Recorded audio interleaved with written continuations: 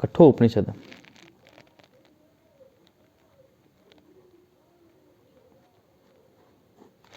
इसको हम बिल्कुल विस्तार रूप से पढ़ेंगे कि ये क्या चीज़ है, ये कब ये प्रारंभ हुआ था और इसके मध्यकाल का क्या कुछ रहा है।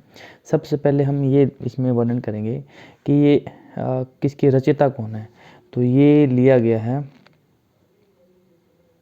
कठ नामक जो ऋषि हुए थे, उन्होंने इसका वर्णन किया है। ठीक है, आपको ये याद रखना है कि इसका वर्णन किसके द्वारा किया गया है। कठ नामक एक ऋषि थे, उनके द्वारा इसका वर्णन किया गया है। अगर इसका संधि विच्छेद करें तो इसका संधि विच्छेद करें तो क्या क्या वर्णन में निकलता है, क प्लस ठ।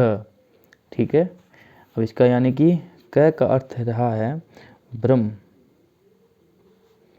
और ठ का अर्थ निकलता है निष्ठा। ठीक है, और लास्ट में जो क्या बच गया इसका कठ कठ और लास्ट में बच गया आपका उपनिषद। उपनिषद से क्या बनते हैं, उपनिषद। ठीक है, ये आपको इस प्रकार से आपको हम बहुत ही सरल रूप से आपको कठोपनिषद के बारे में बता रहे हैं। और इसमें क्या कहा गया है, अब इसका अर्थात क्या हुआ। अब ये क्या चीज़ है, ये है कि ब्रह्म में निष्ठा उत्पन्न करने वाला उपनिषद है ये। ठीक है, यानी कि इसमें जो ब्रह्म है, जो परमात्मा है, उसके बारे में यानी कि इसके बारे में जानना के बारे में इसमें बताया गया है। ठीक है, और ये कहाँ से लिया गया है प्रश्नों में यूजीसी की परीक्षा में कई बार ये भी पूछा जाता है कि ये कौन सी शाखा से लिया गया है। तो आपको ये याद रखना है, ये कौन सी शाखा है, ये कृष्ण यजुर्वेद की कंठ शाखा से इसको लिया गया है, कंठ शाखा। और ये क्या है, कंठ शाखा से लिया गया है, किस में से है, यजुर्वेद। ठीक है, यजुर्वेद की कंठ शाखा से इसको लिया गया है। आपको अच्छे से ये चीज़ें याद में रखनी है। और इसमें कितने अध्याय हैं, वो 2 इसमें अध्याय हैं। क्या है, अध्याय हैं। ठीक है, और इन 2 अध्यायों के कितने भाग होते हैं, आगे 3 इसके भाग बताए गए हैं। ठीक है, 3 इसके भाग बताए गए हैं, यानी कि कितने हो गए, टोटल हो गए 6। ठीक है, आपको ये चीज़ें याद रखनी है। अब हम चलते हैं इसके विस्तार के ऊपर कि ये चीज़ क्या है और कहाँ से हुई, उत्पन्न हुई। इसकी हम हिस्ट्री एक बार जान लेते हैं कि जो कठोपनिषद है, यानी कि इसको हम ये समझ लीजिए, आपको याद रखना है, जो निम्न अभ्यर्थी हैं उनको याद किस प्रकार रखना है। कठो मतलब कठिन शब्द है। ठीक है, अब कठ को समझ लो आप लोग, कठिन क्या चीज़ होती है, जो हमारे हाथ में नहीं होती, हम चाहकर भी उसका बहुत मुश्किल से उसका हम प्रयोग करते हैं, यानी कि कठिन शब्द। ठीक है, कठिन कार्य, कठिन मार्ग, यानी कि जो रास्ता कठिन मार्ग की तरफ जाता है, जो रास्ता कठिन शब्दों की तरफ जाता है, वो कठोपनिषद के अंदर बताया गया है। अब इसमें कठिन क्या था, इसमें कठिन ये था कि जब व्यक्ति जब मृत्यु की अवस्था में जाता है, वो क्या जाता है, यमलोक में जाता है। ठीक है, अगर वही व्यक्ति, उसका जीवन पर्याप्त है, अभी वो जीवित है। ठीक है, जीवित है, तो वो भी वहाँ चला गया, कहाँ पे चला गया, यमलोक में चला गया, जीवित ही यमलोक में चला गया। ठीक है, तो जो व्यक्ति जीवित है वो यमलोक में चला गया, यानी कठिन कार्य उसने किया है। तो ये क्या कठिन है, ये चीज़ें आपको केवल याद रखनी है। क्या रखनी है, इसको केवल याद में रखना है। कठिन कार्य बताया गया। अब कठिन क्या है, देखिए, कठोपनिषद किसके बीच में लिखी गई है, ये कठोपनिषद यहाँ पे मैं लिख देता हूँ, ये नचिकेता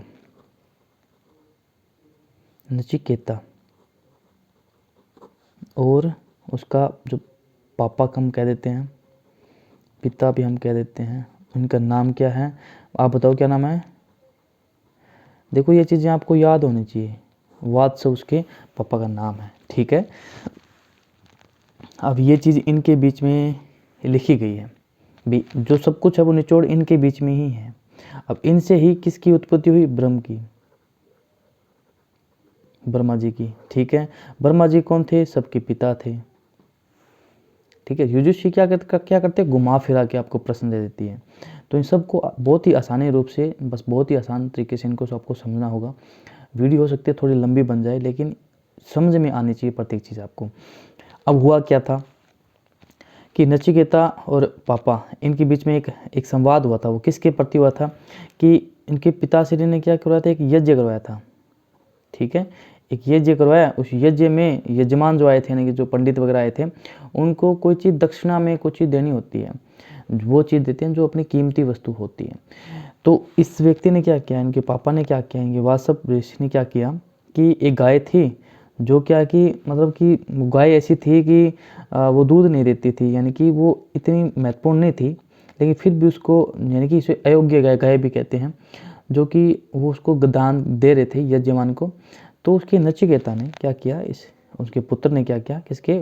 वासव के पुत्र ने क्या कहा कि पापा कि आपको वो जो हम गाय दान दे रही हैं वो हमारे कोई काम की नहीं है, लेकिन यजमान को तो हम कीमती वस्तु दान में दे सकते हैं, तो वो हमारे कोई काम की है नहीं, आप फिर उसको दान दे रहे हो। ठीक है, तो ये हमें श्राप लगेगा। तो बार बार टोकने की वजह से, यानी कि नचिकेता ने कितनी बार प्रश्न किया था? 3 बार प्रश्न उन्होंने अपने पिता से कहा था कि भी पापा ये आप क्यों कर रहे हो, क्यों कर रहे हो? तो उसके पापा में क्या हुआ? गुस्सा आया। ठीक है, गुस्सा आने से उन्होंने बोला भाई तू भी मेरे कोई काम का नहीं है। ठीक है, तो मैं तुम्हें क्या कर देता हूँ, मैं तुम्हें यमलोक, यानी कि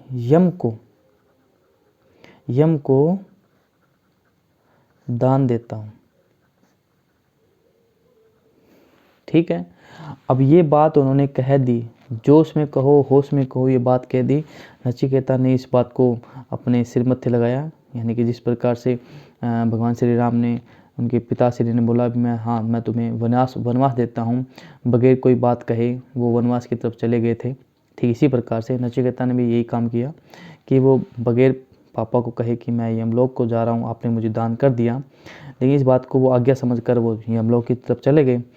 अब यमलोक जाने के बाद वहाँ पे क्या हुआ कि जैसे कि ये यम का गेट है और ये उसका मान के चलो दरवाज़ा है, तो यहाँ पर आपको पता है द्वारपाल थे, उन्होंने क्या किया, उसको रोका भी तो जीवित है, तो जिंदा यहाँ पे आया है, क्यों किस लिए आया? वो कहता है मुझे यमलोक से यम से मिलना है, मुझे मेरे पापा ने मुझे दान किया है यम को। तो उन्होंने बोला भी अभी तो है नहीं यहाँ पे, तो बाद में आना। लेकिन उन्हें उस नचिकेता ने क्या किया कि 3 दिन तक, कितने दिन याद रखना आपको, 3 दिन तक उस यमराज का उसने वेट किया। 3 दिन के बाद में जब यमराज वहाँ पे आया तो उसने ये कहा कि ये तो हमें श्राप लग जाएगा, क्योंकि हमने हमारे जो अतिथि आए थे, अतिथि कौन था? नचिकेता। अब प्रश्न ये भी आ सकता है कि कठोर उपनिषद के अंदर अतिथि किसे कहा गया है? ठीक है, तो अतिथि नचिकेता को कहा गया है।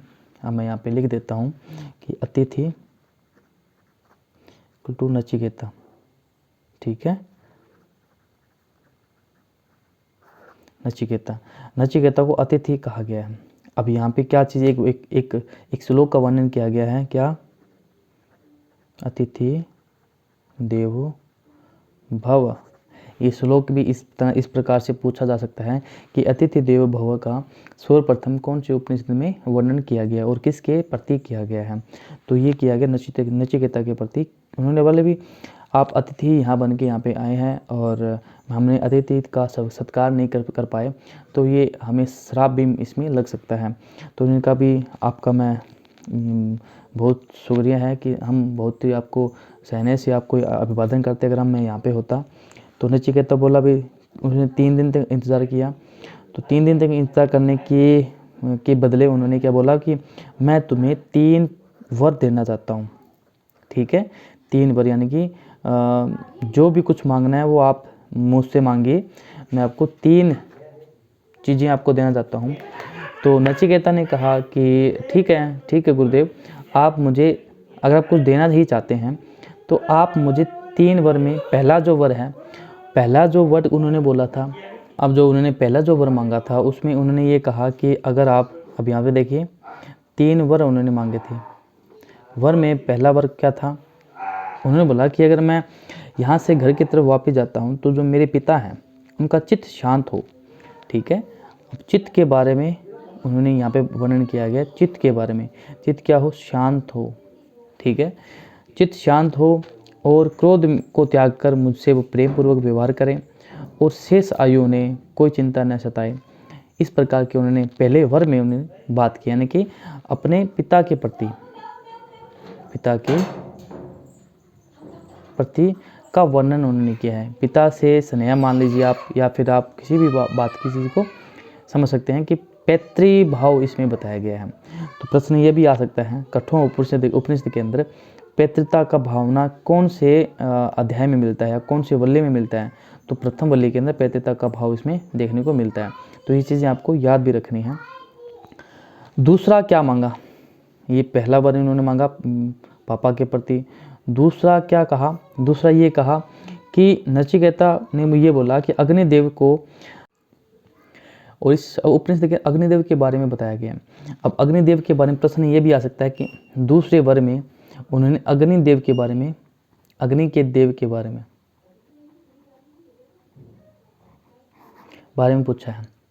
अब अग्निदेव के बारे में आप वो सब मान के चलिए कि इसमें सब चीज़ें ऐड हो सकती हैं। प्रथम की अग्निदेव क्या है, अग्निदेव का रूप क्या है, अग्निदेव की शक्तियाँ क्या है, अग्निदेव क्या कर सकते हैं।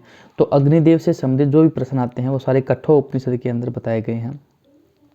ठीक है, जो ये चीज़ें जो भी वर मांग रहे थे साथ साथ में अग्निदेव जो यमराज उनसे परीक्षा भी ले रहे थे, और परीक्षा में जब वो उत्तीर्ण हो गए तो उनसे प्रसन्न होकर ये विद्या, मतलब उनके जो अग्निदेव की जो विद्या थी, ठीक है, क्योंकि ये जो कुछ प्रश्न हैं, जब हम मान के चलिए अगर कोई व्यक्ति, कोई जैसे कोई देवता हमारे समक्ष में आ जाए तो हम सर्वप्रथम क्या कहेंगे, भाई हमें ये चाहिए। लेकिन नचिकेता एक मतलब कि निर्मल दिल के थे, निर्मल मन के थे, उन्होंने ये चीज़ों को जानने की इच्छा थी। ठीक है, अब प्रश्न ये भी आ सकता है कौन से उपनिषद के अंदर ज्ञान के महिमा के बारे में बताया गया है। ठीक है, ज्ञान के महिमा के बारे में बताया गया। ठीक है, तो ज्ञान के महिमा के बारे में कठोर उपनिषद के अंदर ही बताया गया है। इस बात का आपको थोड़ा सा ध्यान में रखना है कि कठोर उपनिषद के बारे में क्या क्या चीज़ें और सीखने को मिलती हैं। अब जब क्या हुआ कि अग्निदेव के बारे में पूछा है तो यम ने एक चीज़ और उनको दे दी, भी आज से तुम्हें क्या किस नाम से जाना जाएगा, आज से तुम्हें नचिकेतानी, यानी कि एक यहाँ पे देख लीजिए आप, नचिकेता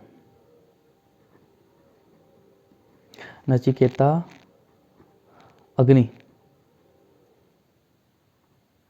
नचिकेता अग्नि के नाम से आज के बाद में आपको जाना जाएगा। ठीक है, इस बात को आपको हमेशा याद रखना है। और इसे किस नाम से और बताया गया है, त्रिविधि। देखिए यूजीसी परीक्षा के अंदर इस प्रकार की छोटे मोटे प्रश्न बहुत आपको देखने मिलेंगे। यूजीसी क्या करते हैं, घुमा फिरा के आपको चीज पूछना वही चाहती है जो आपने पढ़ा है, लेकिन उसको आपने दूसरी भाषा शैली में किस प्रकार से उसका आपने अध्ययन किया है, ये चीज़ें आपको जानना जरूरी है। कि जैसे मान लीजिए त्रिविधि के नाम से आ गया, त्रिविधि किसके बारे में बताया गया, ये जो नचिकेताग्नि के बारे में बताया गया। नचिकेताग्नि किसके कौन से वर्ड में पूछा गया था, उन्होंने पूछा था दूसरे वर्ड में, किसके रिगार्डिंग पूछा था, वो ये पूछा था, वो ये कह सकते हैं कि अग्निदेव के बारे में जो वो जानना चाहते थे, कौन, नचिकेता। ठीक है, नचिकेता अग्निदेव के बारे में जानना चाहते थे। तब यम ने यानी कि यमराज ने क्या कहा कि खुश होकर उन्होंने बोला भी, क्योंकि साथ में परीक्षा भी ले रहे थे। अब परीक्षा में निर्मल मन था, क्योंकि कोई भी विषय वासना उनके मन में नहीं थी, तो उन्होंने खुश होकर बोला भी आज से तुम्हें किस नाम से जाना जाएगा, नचिकेताग्नि के नाम से जाना जाएगा। और नचिकेताग्नि को त्रिविधि के नाम से बता दिया। अब त्रिविधि क्या है, ये चीज़ें भी आपको देखनी होगी कि त्रिविधि क्या है। ठीक है, तो त्रिविधि में क्या है, पहला है आपका अनुष्ठान, हमेशा याद रखना, पहला अनुष्ठान। जब भी यज्ञ करते हैं तो उसमें सबसे पहले अनुष्ठान का बहुत अधिक महत्व होता है, अनुष्ठान। अगला है उसके बाद में अध्यापन। ठीक है, याद रहेगा, अनुष्ठान, अध्यापन। अगला है प्राणित। ठीक है, जो भी वो अनुष्ठान कर रहे हैं वो प्राणित है या नहीं है। ठीक है, तो इन 3 चीज़ों को क्या कहा गया है? त्रिविधि कहा गया है। त्रिविधि किस नाम से जाना था? नचिकेताग्नि कहा गया है। नचिकेताग्नि क्या है? ये नचिकेता को वर में के रूप में बताया गया। नचिकेता को दूसरे नाम से भी जाना जाता है। अब प्रश्न ये भी आ सकता है कि कठोपनिषद के अंदर नचिकेताग्नि किसको कहते हैं? ठीक है, तो नचिकेता को कहते हैं। तो देखो यूजीसी बहुत चालाक है, आपको उससे भी चालाक होगे इसमें आगे बढ़ना पड़ेगा। अब देखिए तीसरा वर्ग क्या कहता है। तीसरा वर्ग में वो क्या कहते हैं? तीसरा वर्ग याद रखना है, मैं यहाँ पे साथ में आप लोगों ना अपने नोट बनाते रहिए। ठीक है, तीसरा वर्ग में वो क्या कहते हैं? वो कहते हैं कि देखिए ये जो मेन प्रश्न था इसके ऊपर शायद दुनिया अड़ी हुई थी, इसके ऊपर हमने बोल दिया भाई आई एम सरेंडर, इसके बारे में मुझे नहीं पता। यानी कि वो कहते भी छोटी सी मन है, छोटा सा दिमाग है और ये चीज़ें इसकी जानने की इच्छा है। ठीक है, उन्होंने पूछा कि अगर व्यक्ति की मृत्यु हो जाती है तो उसकी आत्मा का क्या होता है? ठीक है, उसकी आत्मा कहाँ चली जाती है? उसकी आत्मा के बारे में मुझे जानना है कि उसकी आत्मा क्या है, किस प्रकार से आत्मा का आगे का उसमें वर्णन किया गया है। तो इस पर ये हमने बोला कि बेटा इसके अलावा कोई और प्रश्न पूछ लो आप मुझसे, ये प्रश्न आप छोड़ सकते हैं। तो ये हमने बोला, लेकिन नचिकेता ने बोला नहीं, मुझे इसी के बारे में जानना है। और इस पर यमराज नचिकेता को धन संपत्ति, भोग इत्यादि अन्य वर भोगने को कहते हैं। पर नचिकेता कहते हैं नहीं मुझे कुछ नहीं चाहिए। भोग अंतःकरण संहिता समस्त इंद्रियों को क्षीण कर देता है। ये नचिकेता उस समय की बातें हैं जब नचिकेता बहुत बाल्यकाल अवस्था में थे। वो कहते हैं कि ये क्या कि सभी इंद्रियों को क्षीण कर देती है। ये जो भोग जो आप बता रहे हैं, जिसमें आप संपत्तियां दे रहे हैं, अलग भिन्न प्रकार के हम भोग दे रहे हैं, ये सब क्या करती है? इंद्रियों को क्षीण कर देती है। धन से व्यक्ति यानी मनुष्य कभी तृप्त नहीं हो सकता। ठीक है, आपको भी पता है कि कुछ और लोभ मिला उससे ज़्यादा वो धन की प्राप्ति करना चाहेगा। ठीक है, तो ये सब चीज़ें 3 वर्ग के बारे में, ये सब चीज़ें प्रथम अध्याय, ठीक है, प्रथम अध्याय के प्रथम वल्ली के अंदर बताया गया। मैं आपको बताया 2 वल्ली में बताई गई है। ठीक है, तो ये प्रथम अध्याय की प्रथम वल्ली में बताया गया है। अब यहाँ से दूसरी वल्ली है वो हमारे यहाँ से प्रारंभ होती है। तो यहाँ तक अगर आपको किसी व्यक्ति को समझ में नहीं आया हो तो कृपया वो पूछ सकते हैं। कठोपनिषद को अच्छे विस्तार से बताने के लिए धन्यवाद। आपको अच्छी बातें लगी होगी तो कृपया हमें कमेंट करें और इस YouTube चैनल को आगे जिन व्यक्तियों की आवश्यकताएं हैं कृपया उनको तक पहुंचाएं, ताकि यथार्थ ज्ञान को हम बांट सकते हैं। बिल्कुल फ्री ऑफ कॉस्ट आपका ये रहता है। अगर आप किसी व्यक्ति को नोट्स चाहिए तो आप कमेंट बॉक्स में हमें कर सकते हैं। हरिओम।